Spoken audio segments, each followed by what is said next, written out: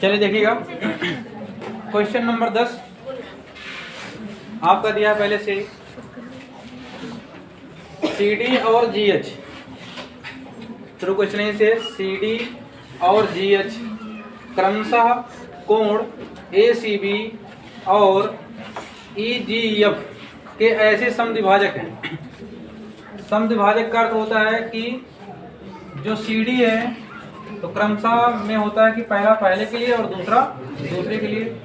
तो CD जो है कोण C का समद्विभाजक है और जो GH है वो कोण G का समद्विभाजक है।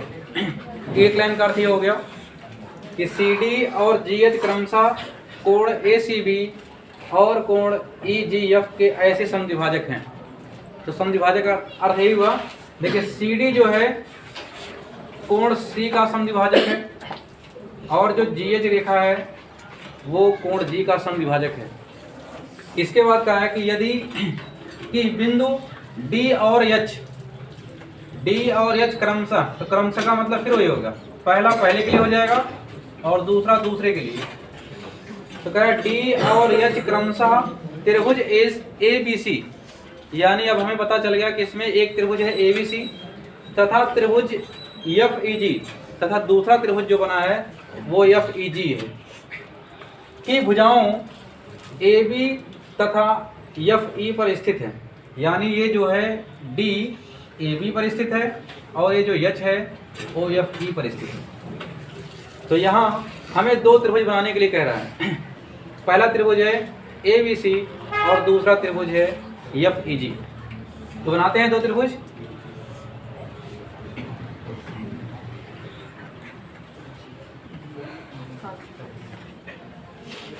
ये त्रिभुज हो गया ABC और यहाँ एक त्रिभुज हो गया, बनाना FEG।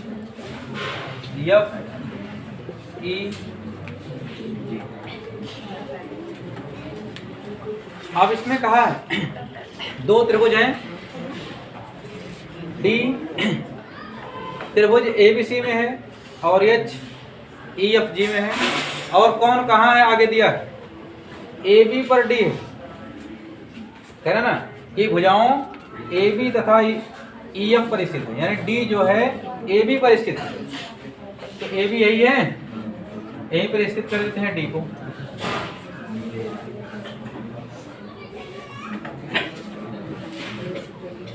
और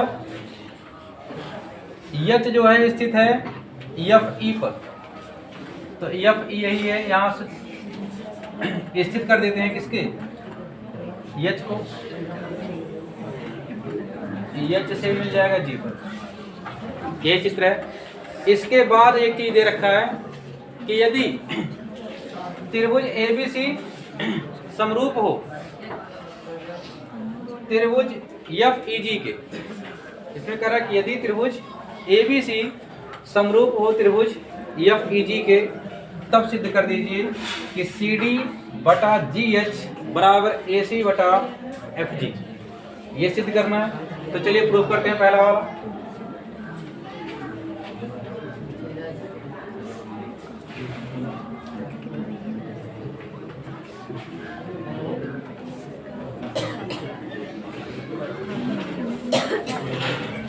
देखिए एक चीज हमें पहले से दे रखा है कि त्रिभुज ABC समरूप है त्रिभुज FEG के, यानी ये बड़ा वाला त्रिभुज इस बड़े वाले त्रिभुज के क्या है, समरूप दे रखा है। तो चूंकि त्रिभुज ABC समरूप है त्रिभुज FEG के, अब इसमें ध्यान देना, यदि दो त्रिभुज समरूप होते हैं तो उनकी संगत भुजाएं अनुपातिक होती तो ही हैं। और साथ में एक चीज और भी होता है कि कोण, यहाँ पहला वाला, अब A को लिखना है, लिख सकते हैं कोण A बराबर होगा किसके, कोण F के बराबर होगा। कोण B बराबर होगा कोण E के, और कोण C बराबर होगा कोण G। कोण C बराबर होगा कोण G। यदि दो त्रिभुज समरूप हैं तो, यदि दो त्रिभुज आपस में समरूप होते हैं तो दो चीजें होती हैं, उनकी संगत भुजाएं अनुपातिक हो जाती हैं और संगत कोण भी क्या हो जाते हैं, बराबर हो जाते हैं। अब देखिए हमें सिद्ध करना है कि CD बटा GH, CD बटा GH ये वाला सिद्ध करना है, और AC बटा FG, AC बटा FG। तो एक काम करते हैं, देखिए CD इसमें आ रहा है और AC यहाँ है, CD AC, तो एक यहाँ त्रिभुज बन गया क्या, ACD, ये छोटा वाला त्रिभुज। और यहाँ बात हो रही है GH FG, GH ये है GH और FG यहाँ है, यानी ये वाला त्रिभुज हो गया FGH। तो चलिए दोनों त्रिभुज को अगर किसी तरीके से हम लोग समरूप कर ले गए तो अनुपात में आ जाएगा, ये अनुपात में सिद्ध करना है। तो देखिए त्रिभुज ADC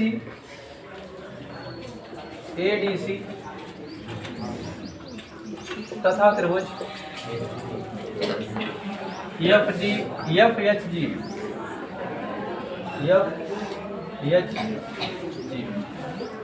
हमें कोई दो शर्तें चाहिए। अगर दो शर्त मिल गया तो त्रिभुज समरूप हो जाएगा फट से। अब देखिए कोण A बराबर है कोण F के, कोण A बराबर है किसके, कोण F के, क्योंकि दोनों त्रिभुज क्या थे, समरूप थे।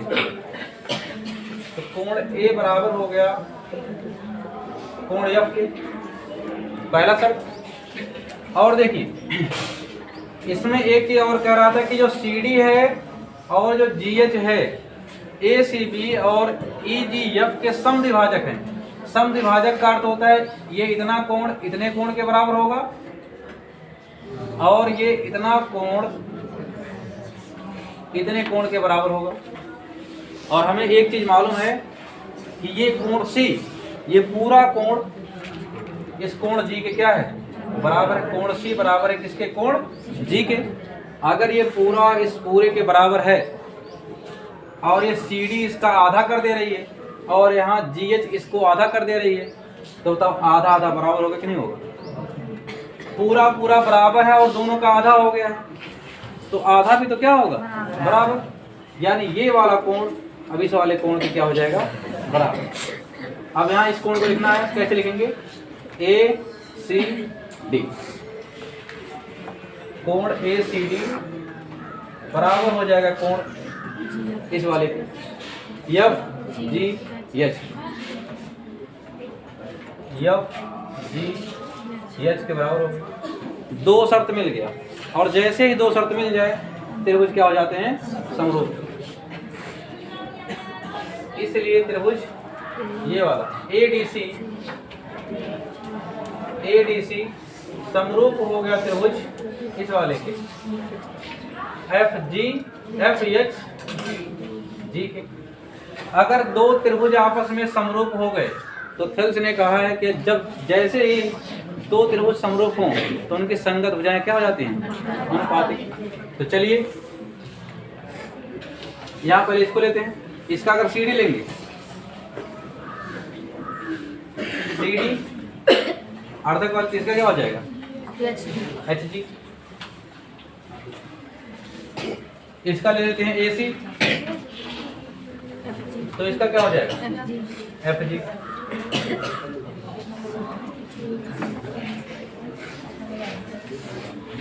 एक हो गया प्रूफ, सिद्ध हो गए।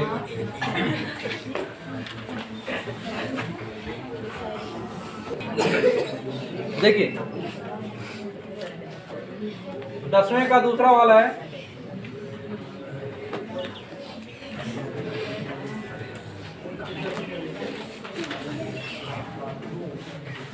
कि त्रिभुज DCB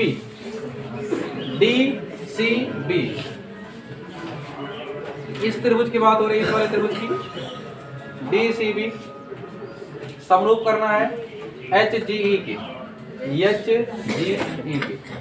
इस वाले की समरूप कर देना है। तो चलिए प्रूव करते हैं इसको।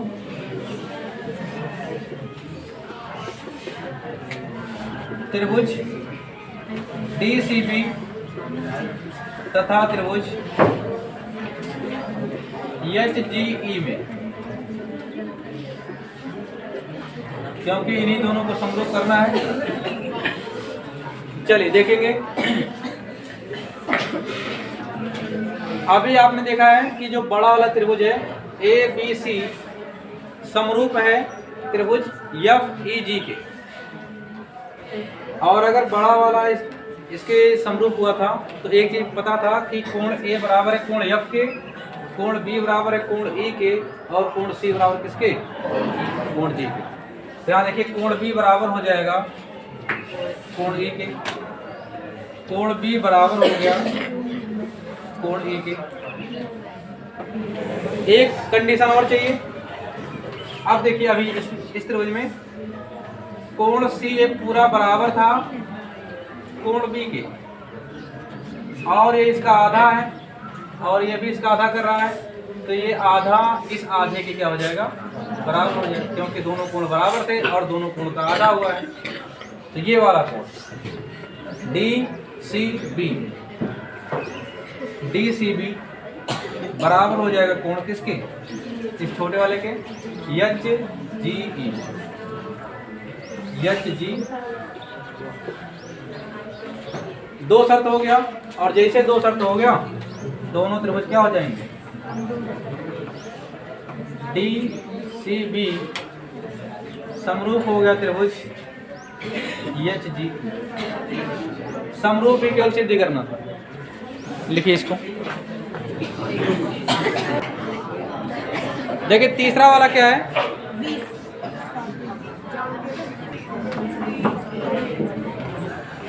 आपके तीसरे सवाल में फिर से वही पूछ लिया है कि सिद्ध करिए DCA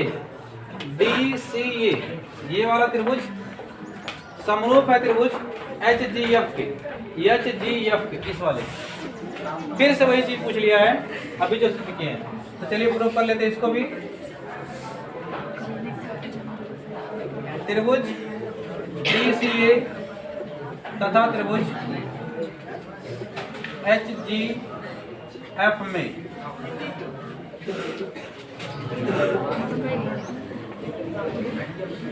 शुरुआत में बताया गया कि ABC FEG दोनों समरूप हैं, और जब समरूप हो गए थे तो कोण A बराबर था कोण F के, कोण B बराबर था कोण E के, कोण C बराबर था कोण G के। तो फिर से एक बार क्या हो जाएगा, कोण A बराबर हो जाएगा कोण F के, और देखिए कोण C कोण G के बराबर है, पूरे के बराबर है, तो इसका ये आधा कर रहा है, यहाँ भी तो आधा कर रहा है, तो ये वाला आधा इस वाले आधे के बराबर हो जाएगा। ACD कोण ACD बराबर हो जाएगा कोण FGH।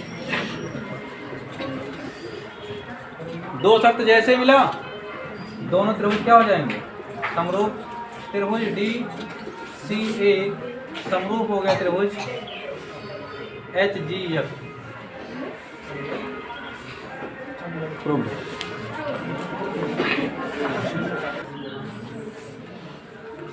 क्वेश्चन नंबर 11 में चित्र आपका दे रखा है इस तरीके से, यहाँ 90 बनाया है, यहाँ भी 90 बनाया है,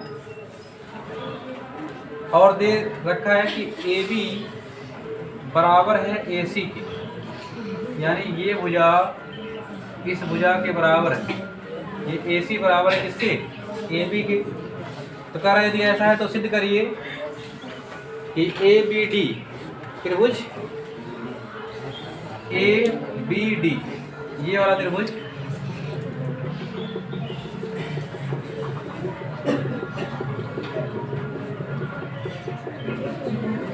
देखिए इस वाले त्रिभुज को समरूप करना है ECF के, ECF ठीक है, ECF इसी के समरूप आपको सिद्ध करना है। देखिए डबल कर दे रहे हैं इसको ताकि आपको मालूम हो जाए।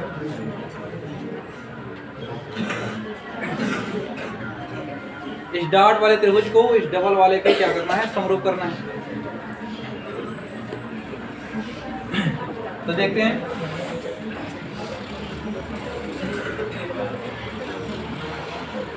तो जिसको सिद्ध करना है उन्हीं दोनों त्रिभुजों में लिया जाएगा। तो त्रिभुज ABD तथा त्रिभुज ECF में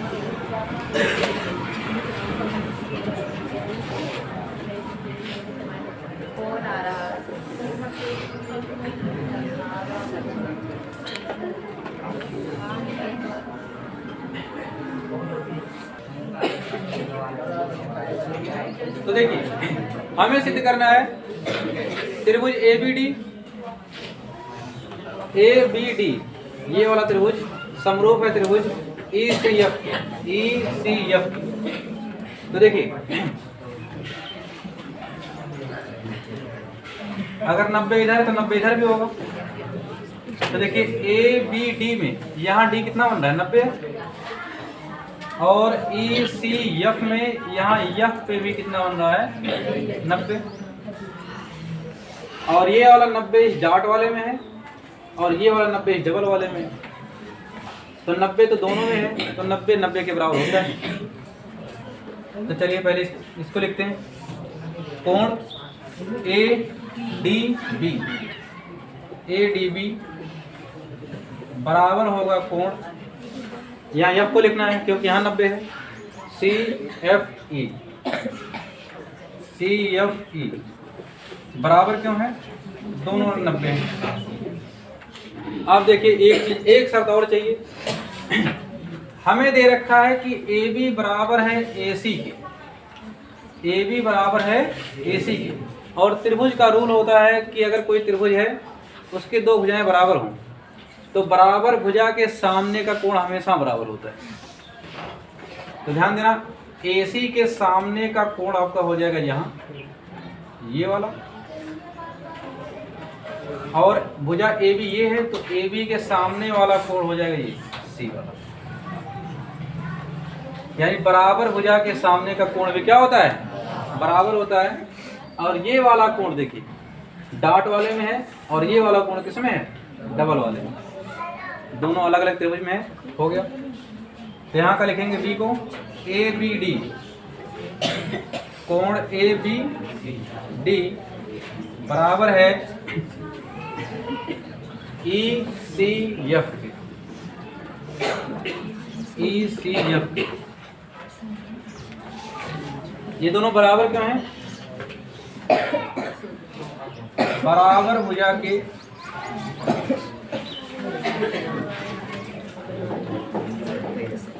सामने के कोण।